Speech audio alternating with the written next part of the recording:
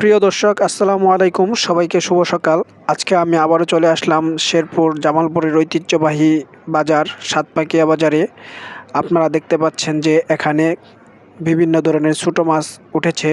এই দেখতে পাচ্ছেন যে এখানে পাঁচমিশালি ছোটো মাছগুলো প্রতিটা বোলে রেখেছে। এগুলা প্রতিটা বোল হচ্ছে 450 টাকা।